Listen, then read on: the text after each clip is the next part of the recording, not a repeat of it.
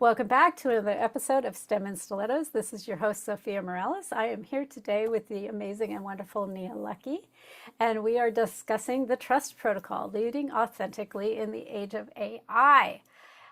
Nia, our guest here, is a cybersecurity leader. She's a speaker, author, and advocate whose work explores the intersection of trust, resilience, technology, and human connection. Shaped by military service and years spent helping organizations navigate cybersecurity risk and transformation, she's known for bringing a human perspective to complex technological challenges. Nia is the speaker behind the TEDx Sugar Creek Woman Talk, the Trust Protocol, and a contributor to the CISO playbook alongside Andres Andrew. She is also the author of the upcoming book Trust Hacked, to be published by CRC Press and the Taylor Francis Group. Her work centers on reflective selflessness and the idea of impact over self, encouraging people to lead with self-awareness, intentionality, faith, and to create meaningful and lasting trust. Welcome to the show, Nia. I'm so happy to have you here with me. Thank you so much for having me, Sophia. And I love that we're back trying this again. I'm going to just tilt a little backstory out there for the listeners. We were going to record this, 10 days ago, something like that. And we got together and we got to talking and talking and talking and ran out of time to actually record the episode. So to say that I enjoyed today's guest is an understatement. And I'm so pleased to have you here to share with the listeners today. I'm beyond excited to just share. But yes, we had so much in common that before I knew it, we'd already chatted for an hour and we were like, oh no. Oh no, now what do we do? Reschedule, obviously, and schedule more time to Naturally. talk. That's right. Separate. So tell us a little bit about your backstory, Nia. How did you end up in technology, specifically cyber? It's an interesting backstory because what you know, and now the audience is about to understand, is as an elder millennial, I grew up at the intersection of technology versus the world before technology, right? So I knew what it was like to have a rotary phone and dial-up computer in my own home. So it created for an interesting path because I immersed myself in dancing. I developed the skill around classical flute and marching band and color guard and things of that nature. So a lot of outside, but a lot of arts, a lot of discipline. And what was interesting is that by the time I was graduating high school, our career field still didn't have degrees to just go straight from high school into college for. So I was like, what am I going to do? And simultaneously, 9/11 happened. And so I know that's really codified in my memory. And as I'm sure it is a lot of people that are listening to this. And I was like, oh, what an interesting way to kind of navigate what I'm trying to do. They'll reimburse for college, they'll help me refine some rough edges. And so, yeah, I decided to Yeah. raise my right hand and join the military for a little bit. And the And military was one of the few places you could actually get training in technology and cyber at that time. I that's was just correct. starting my career and I'd actually gotten my wings in the lab because if you wanted a computer to run your great big magnet, you needed to know how to set up that computer. You needed to know how to program that computer to do the things you wanted it to do.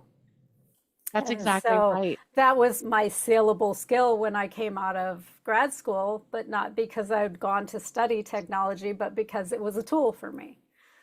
I couldn't have framed that better myself because that's exactly what it allowed for was enough time to pass where cybersecurity was you could get a degree in it, right? You can get a degree in technology, but then I had 13 years of experience behind that. Yes. So I learned how to image computers. I learned how to get a satellite up, austere environments, right? And then ensure that we had secure communications for all the computers that we were utilizing, either field exercise for training or downrange in actual Afghanistan. So I wasn't going to get that in college at the time. But once it did become a career, I was very serious about that. And it started with one certification, never really looked back, changed my trajectory I would say forever, but it wasn't for that military service, I don't know how successful I would have been. So what I did was I developed eye for detail, and I really honed in on technical writing, controls, like actual compliance.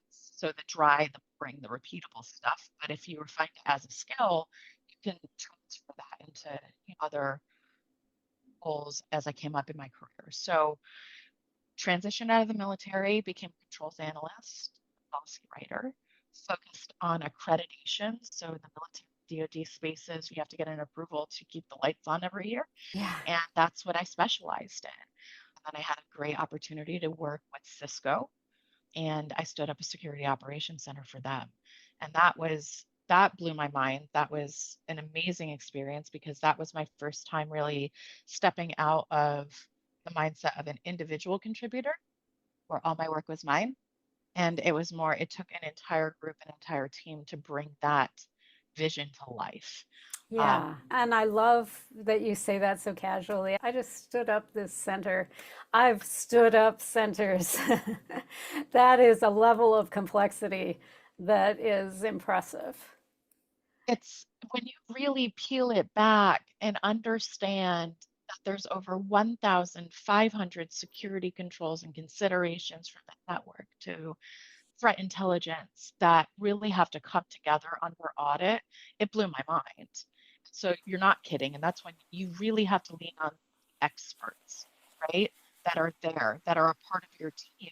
Because I think that's probably one of the first lessons I learned is as a leader, you're really only as strong as the team, Yeah, vice and if versa. you've Your got a team, weak member of your team, that's what's going to pull you down. Yeah.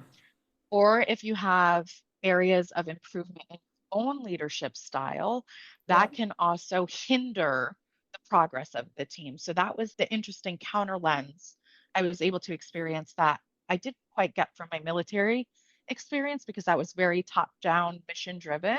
This was very vastly different scale, complexity, personalities, but then all still working towards this one. We wanted the operations center functional, right? We Yeah, wanted exactly. to that SaaS offering open to the public, and to achieve that in 18 months was wildest dreams. Like I couldn't have envisioned doing that in my 20s, right? So Yeah. a little bit of a What unique was curve. what was your biggest learning that came out of going through that process?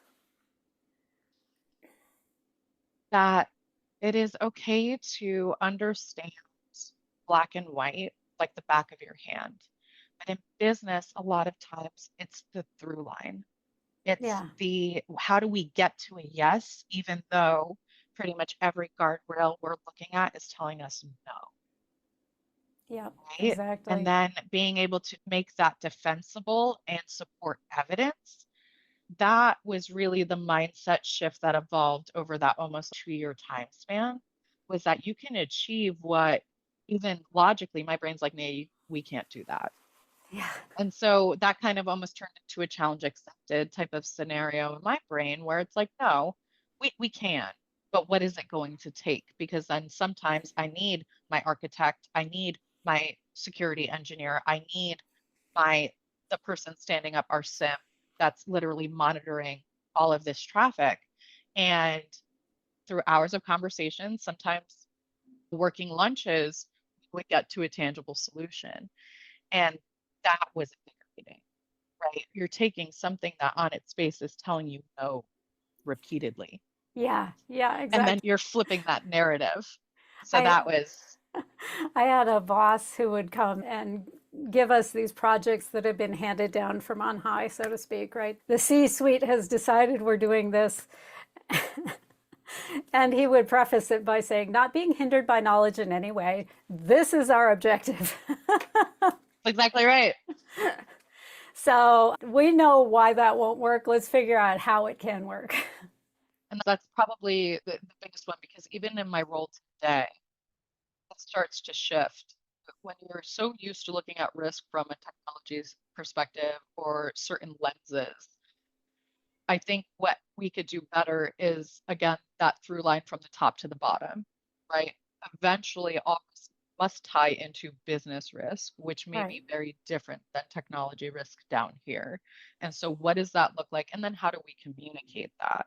So, even post Cisco, it's just a beautiful journey of learning how to find communication skills so that we are expressing it in a way that translates to some type of tangible result, which in my world is risk reduction or better security, better process, better practices, better culture. But what I've learned most importantly is it starts with me.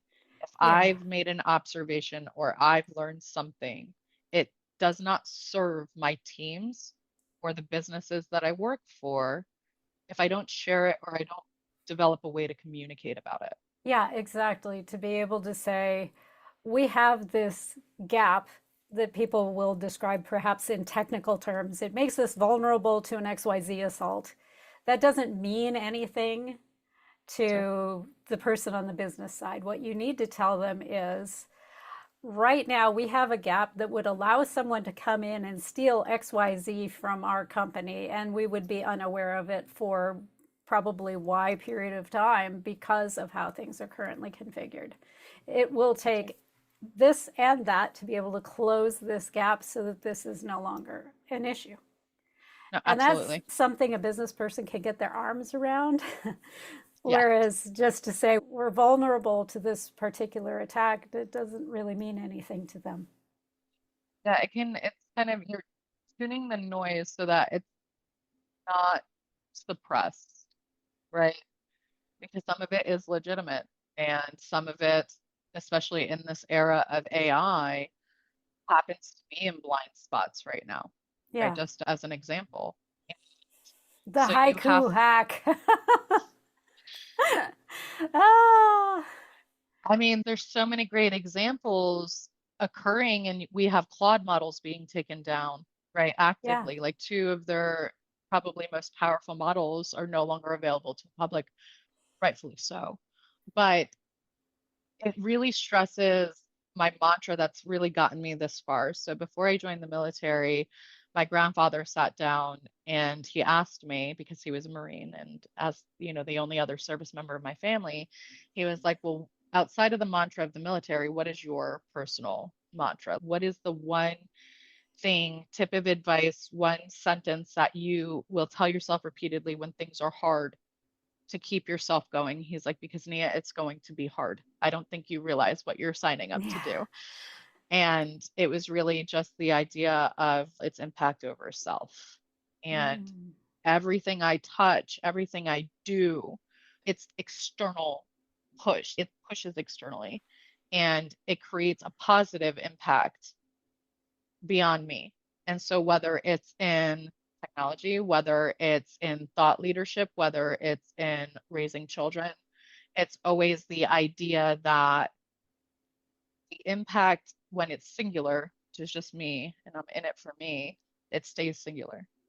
If you can turn that into ripples, then you can start shifting culture. You could start changing minds. You could start educating people that otherwise wouldn't have access to the same information.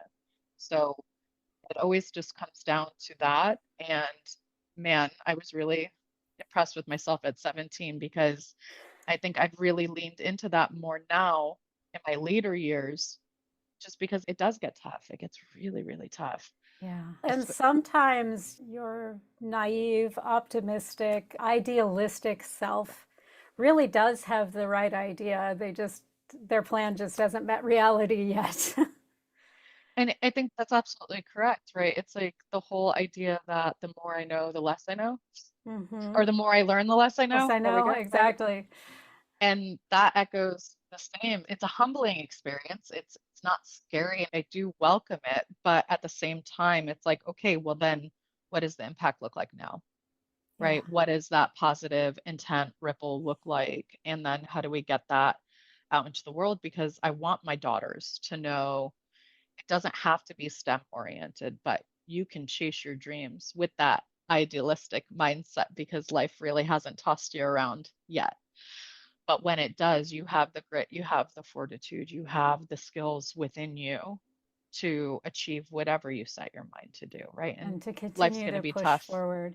And I think one of the things that I love about your journey and what I've seen from it is some people will hear that and go impact over self. Well, I have to put myself completely at the bottom of the list. And from what I've seen and what I know of you and your work, that's not how you execute on impact over self because you're doing well for yourself.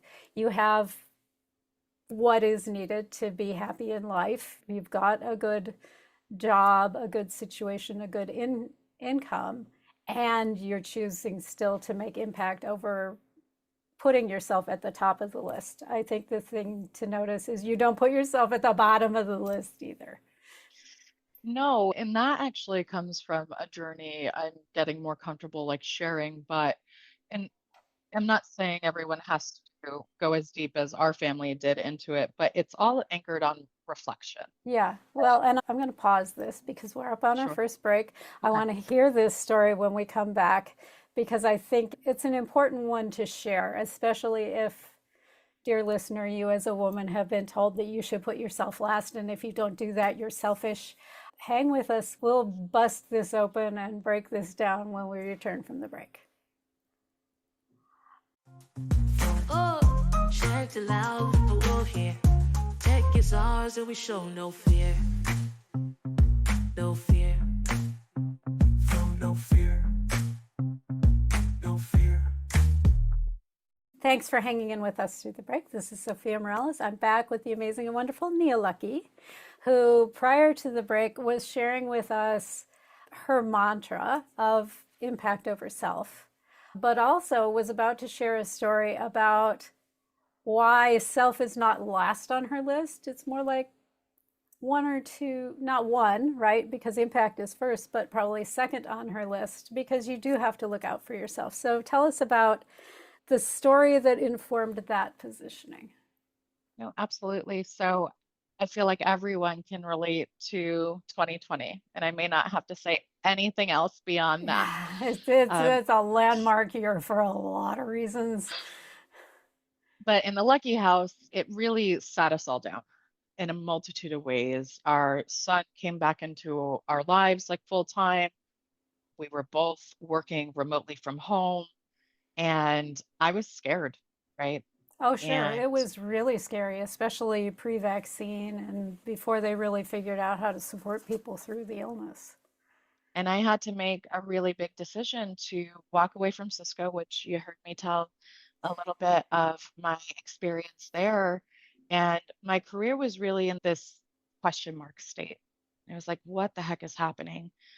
And it's because I hadn't been reflecting. I'd been operating from this almost military space of brute force where Yes, I set my mind to something and I run at it as hard and fast as I could because that's what they trained me to that's do. what you do. Yes. And it was effective It's very until it effective. until it wasn't. Ah, And I found myself in a dark corner at the end of 2020. And it's because I wasn't taking care of me and my needs and understanding that my children, right, were also kind of almost suffering because I wasn't prioritizing me. I was prioritizing my work. I was hmm. prioritizing my husband. I was prioritizing my three kids, right? But where Yeah. was Nia? How, Where was how, her mental health? how did your dark corner show up for you? Because it shows up for us in different ways. In a very scary way. Imagine being told by a group of professionals that your child is addicted to an illicit substance Oh and you no. were not told because it occurred in the other parent's house.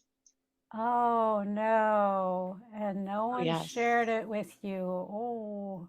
But then he Oh, came but to live with now us. you can't hide it because you're living with mama now. He couldn't hide it. I couldn't hide from it. I couldn't shield it. I couldn't run from it. There was nothing I could do. Yeah. Now, and I think as women, we find this relatable in the job like force a lot. And Yeah. but we could leave. Yeah, Well, yeah. and even in marriage, sometimes that's a relatable story. Well, yeah, and that's an option in a marriage, right? You can leave. But You it's your can't really kids. divorce your kid. It's your kids and That it's doesn't you. work. Yeah, exactly. You So, can't run away from that. and that was the pivotal shift. Yeah. And so I took 2 quarters, so 6 months, half a year, and it started with therapy. You know, some people, they have their own feel. What it was really about was developing a support system outside of my family, surrounded by very strong women in a similar career field or where I was trying to go, others that specialized in mental health, to figure out me and how to best show up and support my son in Mm, this critical moment. right. And what ended up happening was definitely not expected, but it was a way to show up in a daily like capacity that really just changed how I was influencing others, how I was able to navigate crisis without completely shutting down. Mm, And it became a transferable skill in my work. And so I was like, that was an interesting output because that was not what I expected, right? I went into this just wanting to focus on something super personal that I was not talking to many people about. right. And I think the reason this becomes so critically important is as women, we struggle with fear, guilt, and shame a lot. And everything I Yeah. just shared carried such a heavy level of shame Oh, and yeah. Well, fear. so many people will turn around and go, oh, this, the parents, they weren't, XYZ, all the things. It's very easy to have that reflexive reaction from society come back on you. Oh, Absolutely. 110%. Like, how did she not know? Yeah. Like, just there, Although just this is the case against working women, it's like, whoa, time out. He wasn't even in my house when this started, so come on now. had you Yeah. not chosen your career, like, just insert soundbite here is Right. what really just comes to Yeah, the front of my exactly. mind. And it did. It took about 6 months to bring it down, get the resources in place that he needed to get the referrals we needed because Yeah. it wasn't acute enough to just jump to rehab, unfortunately, right? Because we're navigating a complex situation, but I couldn't quit working, Yeah. right? That insurance is what was providing these resources. So Exactly. it was a very difficult time, but I'm grateful for the experience because it's changed the way I show up in relationships, period. Right? I show up with more of a vulnerability and authenticity that takes a lot of strength to not just throw on the mask, throw on the smile. Exactly. Uh, Everything's fine over here. Nothing bad's ever happened in my world. Yes. but what it's also done is it's helped me temper when things feel really scary. Like I said earlier, I work in risk. So Yeah. it's like, is it a match or is it a bonfire? What are we dealing with? Or is it a Exactly. wildfire? So I've developed a discernment when it comes to escalations, communication. But if had life not sat me down and taught me how to reflect accordingly, I could only imagine the leader that is showing up today. I think the one thing I take away from that period the most is that I definitely undervalued my support system. I really didn't have one outside of my family, You know? very introverted. So now we're in this period of almost like a reemergence. And there is a little bit of, well, who is she? She's a thought leader, she's a speaker, she's all these things, but I've never heard of her. And maybe, right? I feel like it's out there in its own capacity, but is it out there with the same message, with the same vulnerability, with the same authenticity? And I think that's where the big shift is because during that period, I pulled away. There wasn't a lot on social media about me. I wasn't actively posting thought leadership or things of that nature. Well, The and I think that's normal and healthy yeah, because you need to process and make whatever growth shifts you need to make.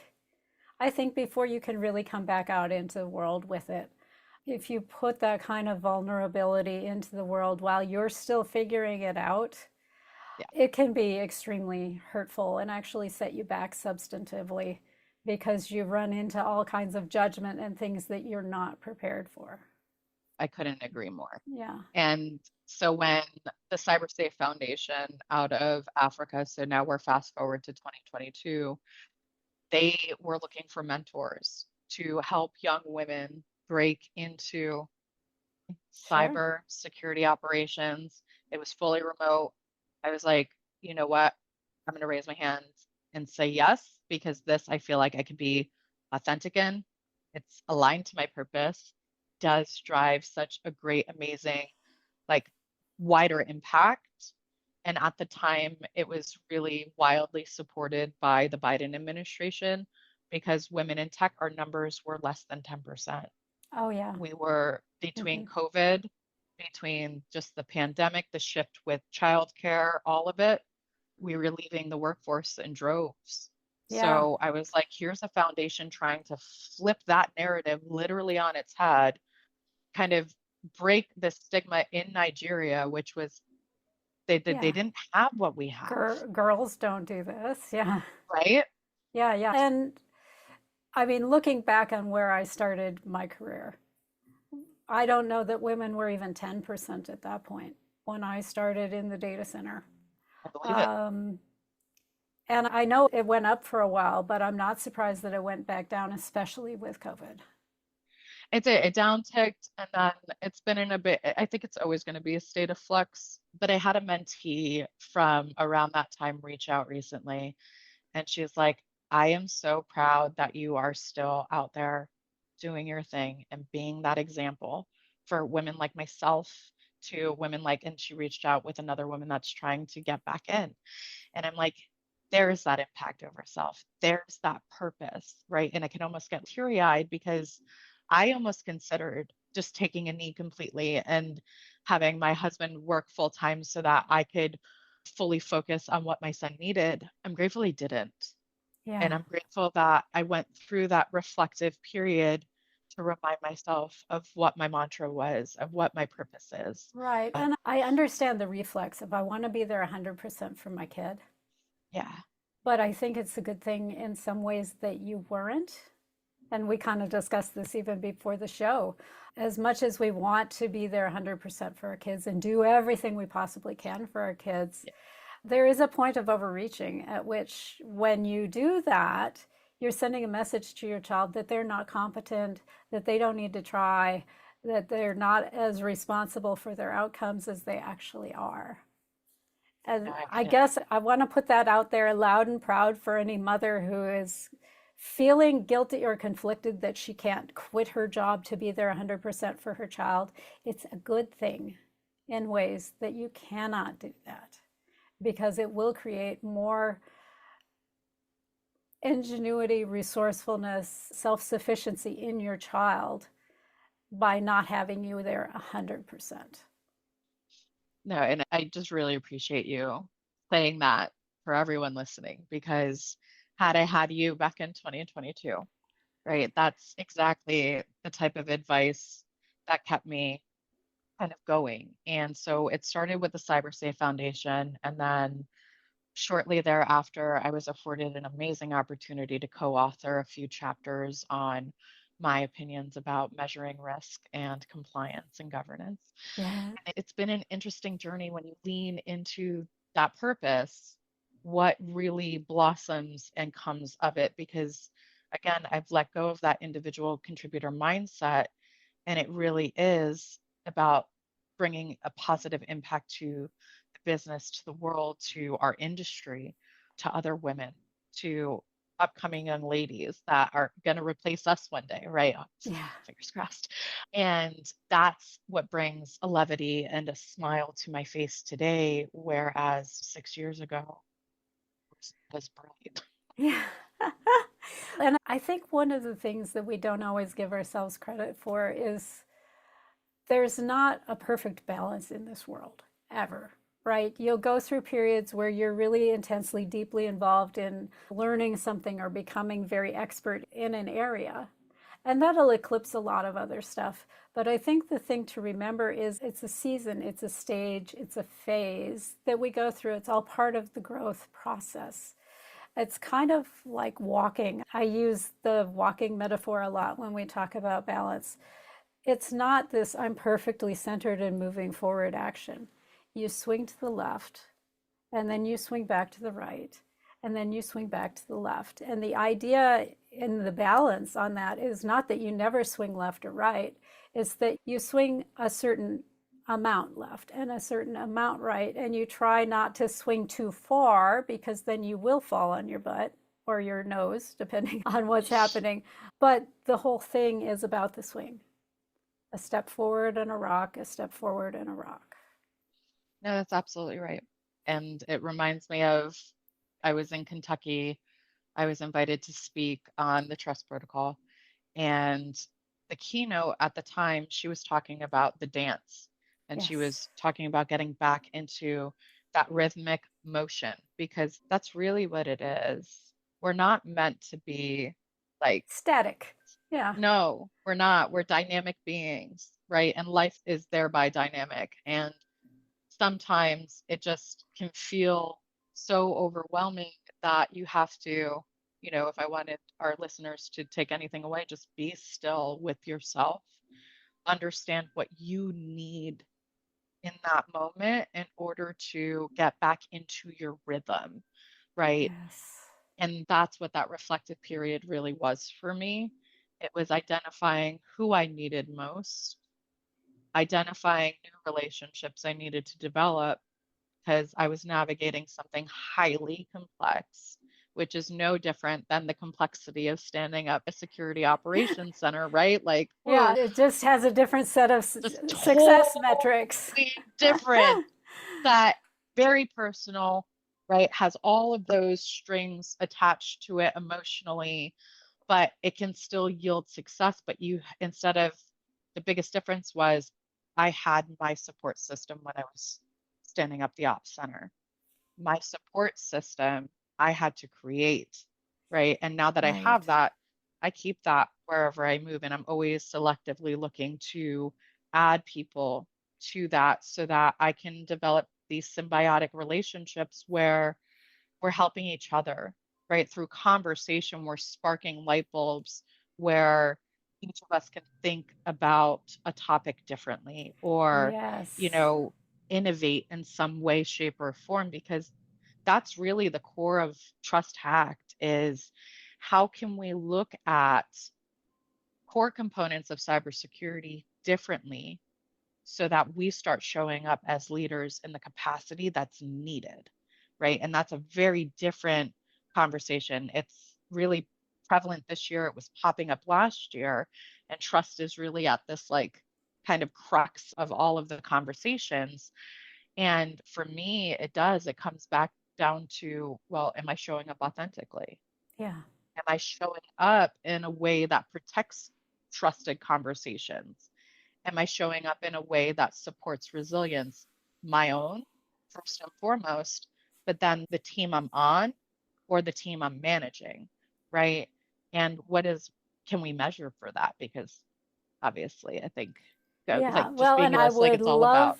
I would love to dig into that a little more deeply with you, but we are up on our second break.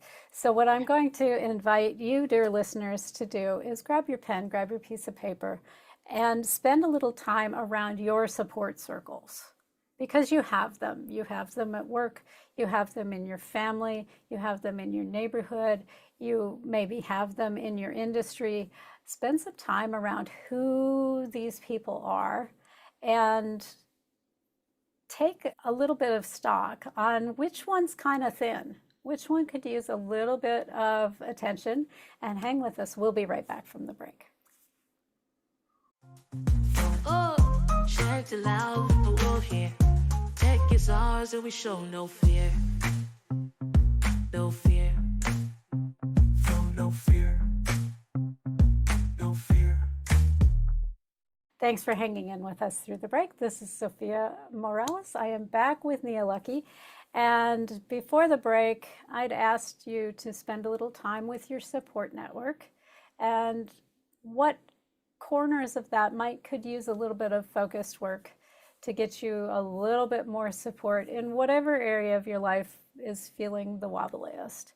And I'd like to acknowledge you for taking the time to do that exercise because it can feel confronting sometimes to look at where things are coming up short.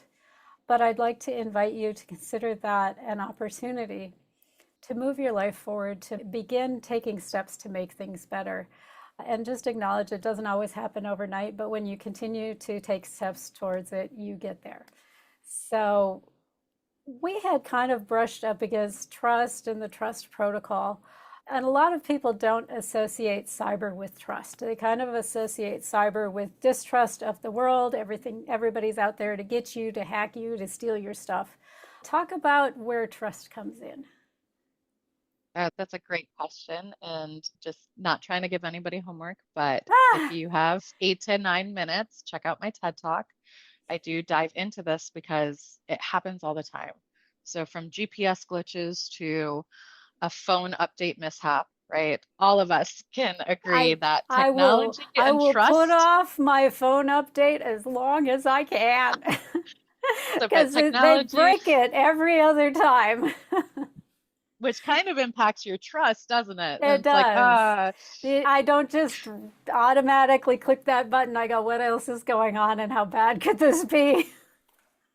If you're anything like my husband, I'm here to say trust is possible, right? But on any given week, he's ready to just throw this thing out the window. And that's kind of where the idea for the TED Talk came into play. It's like, okay, if we really want to talk about trust in cybersecurity or in technology, what the heck does that look like? And so for me, it does come back to the individual kind of contributor idea. It's the whole question of how am I showing up today? What ways can I show up in that support trust, right? Because trust is a human construct. It's critical for relationships, right? We just kind of touched on a few ways that really transformed my life. But it's not really something we think about inherently when developing tech or talking about AI. That gets a little muddled. It's like, oh, I'm going to trust this technology with my life. Well, we trust it to get us from point A to point B. I don't know. We trust a lot as humans. I mean, if you even think about going from point A to point B, you trust that all the other drivers on the road are going to respect the traffic controls, they're not going to drive randomly across the painted lines between the lanes. There's a lot of trust we put in other people on a regular basis that we don't even think about. That's exactly right. And so without trying to boil the proverbial ocean, I was like, what is the simplest way I can talk about this? And it really was a 3-pillar streamlined idea. It was that have authentication. We know what that is in technical terms, right? We have controls in place for identity access management, for privilege access management. Great. Yeah. How do we know you are who you say you are? How do we keep out people who are trying to pretend that they're you? Exactly. So, but now what's the human twist on that, right? How do you know I'm Nia Luckey? How do you know I'm showing up authentically every day in the best way I can with genuine good intent? The only way for that to exist is for me to demonstrate consistency. Yes. Right? That becomes a heartbeat. That becomes something that could maybe be measured. And the same goes for encryption, right? We have our protocols, we have TLS, we have encryption tunnels to protect sensitive data sets. I think day to day, can Nia keep a secret, right? Right. Can I trust Nia with this information? And she's not going to go over to Sam and tell Sam Sally. what I just told. Yeah, or exactly. Sally, and like repeat the verbatim conversation. I think what we're really asking leaders to do is to be more transparent about how they use their discernment, right? Because if you do come to me with something in confidence and you say that, I'm going to treat it as such. Now, not all times, in business especially, are we saying, Right. hey, this is confidential, or hey, don't talk about this, but it is Well, implied, and right? So here's the moment also, right? It's about being honest about what you can keep confidential as well. that's very I true. mean, because having spent time in spiritual healing and being a minister, that also makes me a mandatory reporter. And so it's important in that sort of relationship that I am upfront with that. It's like, look, if you're going to tell me you're planning to harm someone, I cannot hold that in confidence. You know, that's Agree. sort of a situation.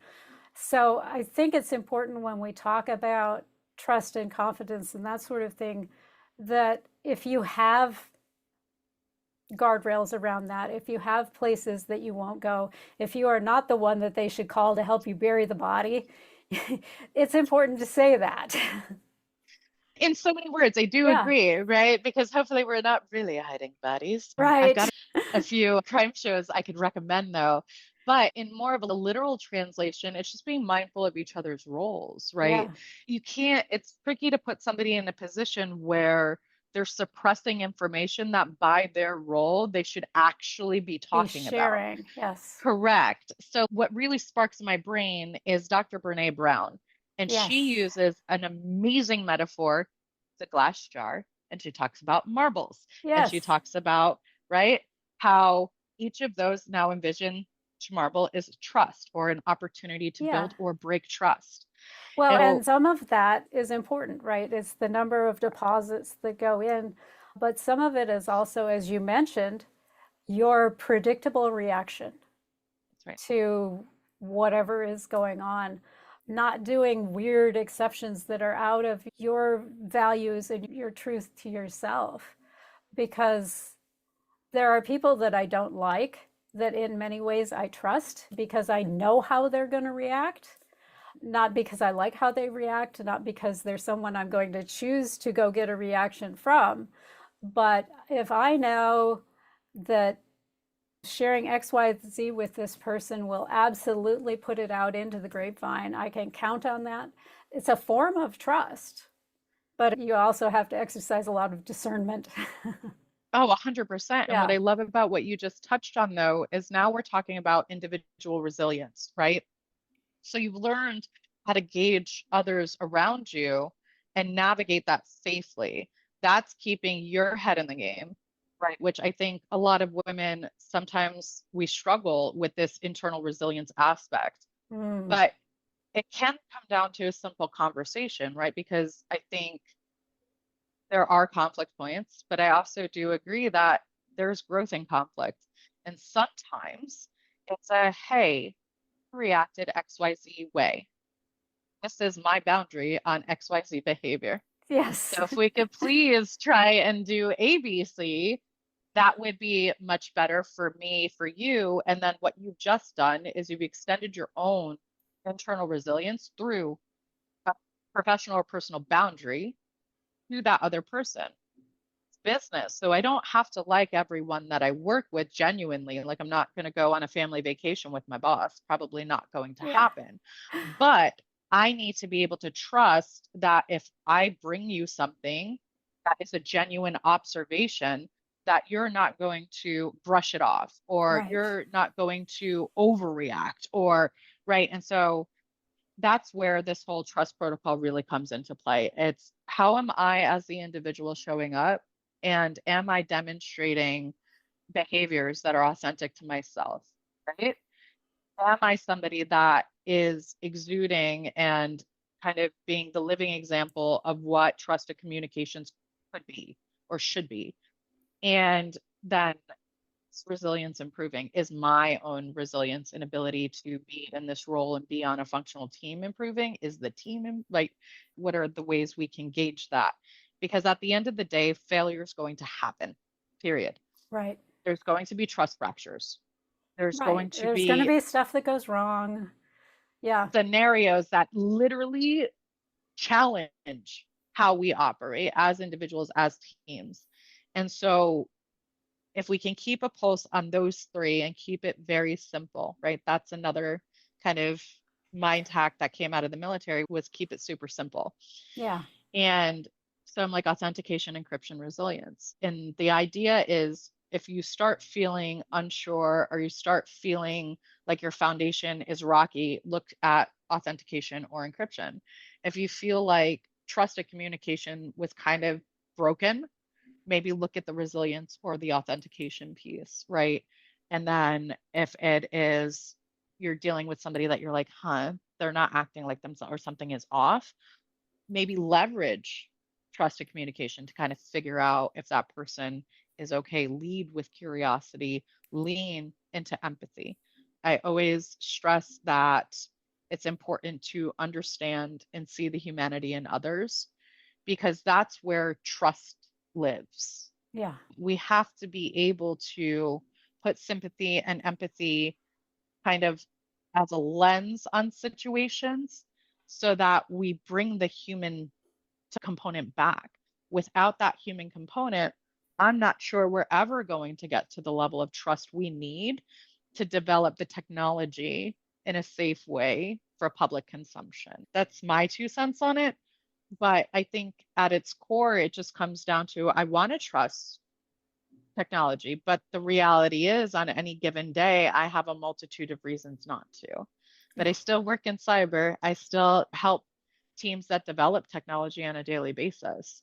So, what are the small things Nia can do to help bridge that trust, build that trust? Because in a lot of cases, you're almost starting at the bottom. Exactly. So we're down to our last few minutes of our Okay. conversation here today. I know you brought a little gift for the listeners. Would you like to tell us about what you have for them? Absolutely. So, as we said in the beginning of this, and so thank you for holding on the entire time. If you go to the Rutledge website or Google Trust Hacked by Nia Luckey, and you're looking for Rutledge, the Taylor Francis Group, Yeah, we'll you we'll can put the get link in the show notes. So you can get the entire introduction to the book for free. So that is my gift to each and every single one of you. And second to that is if you wanted to start getting a sneak peek at what's in the book before July 9th, I know we're coming up here in a few weeks, I do have a Substack that really starts delving into deeper areas of the book, other ways to navigate AI, either from a financial perspective or a framework perspective. And I would love for each and every one of you to check it out and maybe subscribe. And then that way, when I do post my thought leadership content, it comes to you directly.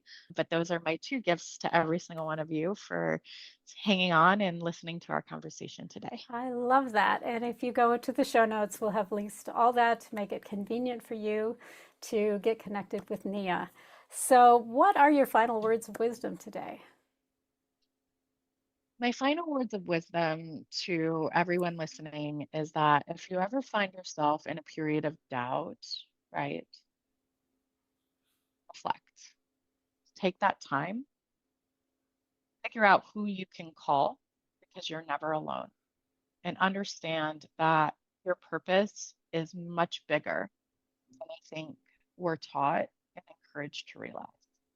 So each of you has a reason for being here, and each of you has a reason for listening to this. So if you take away anything, it's remind yourself of your purpose, and especially when it gets I love that. I love that. And if you have trouble getting perspective to be able to reflect, go back to that little exercise with your personal support circles and see who you can use to have as a reflection partner. And if you don't have anyone who's obviously a reflection partner, the EAP line at work is a great place to find a clinical professional who can actually help you with that process. If you don't have EAP, there are all kinds of wonderful places where you can get connected with good counselors and support. If you're associated with your religious institution, that can also be a valuable place to get someone who can help you to gain the perspective you need to do your reflecting. Thank you so much for joining us today, Nia. Thank you for having me. And thank you, dear listener, for spending this time with us. It's an investment in moving you forward. I want these to be the most effective, useful parts of your day. Let me know how I'm doing on that. Drop a note below the video or shoot me an email to Zofia, Zofia, at stemandstilettos.com. I would love to hear how this show landed with you. Are there any other topics you want to hear about? Anyone else I should be speaking to? Or just want to share your story with someone? I would love to hear from you. And until next week, go out, be bold, be beautiful, and be authentically you.